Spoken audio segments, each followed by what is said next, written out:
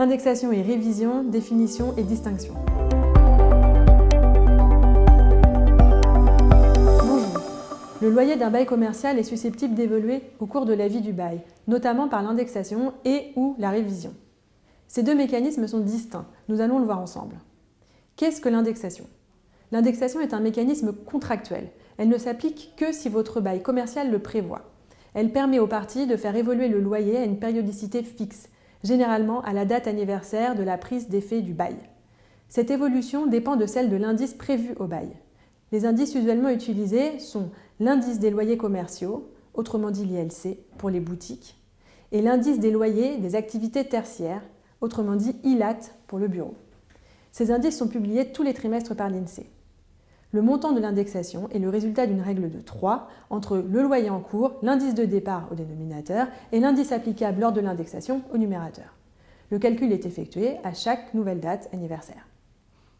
L'indexation joue de plein droit sans que le locataire ne puisse s'y opposer, sauf mauvaise application. En cas d'oubli, le bailleur peut appeler le loyer indexé rétroactivement dans la limite du délai de prescription de 5 années. Qu'est-ce que la révision ? La révision est un mécanisme légal, peu importe donc qu'elle ne soit pas rappelée expressément dans le bail commercial. Elle est susceptible d'être mise en œuvre par les parties, le bailleur ou le preneur, dès lors que les conditions légales sont remplies. Il existe deux mécanismes de révision légale. Tout d'abord, la révision dite triennale est celle qui permet de faire évoluer le loyer lorsqu'une durée minimale de 3 ans s'est écoulée depuis la dernière fixation du loyer, c'est-à-dire depuis la prise d'effet du bail ou de l'acte de renouvellement.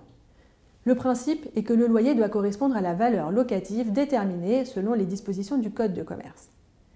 Si les conditions de la révision à la valeur locative ne sont pas réunies, le loyer ne pourra pas être révisé au-dessus d'un plafond déterminé selon la variation des indices. Ensuite, le deuxième mécanisme de révision du loyer à la valeur locative est envisageable lorsque le bail contient une clause d'indexation et si, par l'application de cette clause, le loyer a varié de plus de 25%. Le bailleur a intérêt à initier une procédure de révision si la valeur locative a augmenté. Le preneur a intérêt à l'initier s'il pense que la valeur locative est inférieure au loyer en vigueur. Pour conclure, les mécanismes de l'indexation et de la révision ne doivent pas être confondus. Ils entraînent une évolution du loyer en cours de bail selon des modalités et des proportions différentes. L'indexation s'impose, elle est automatique et mathématique si le bail la prévoit.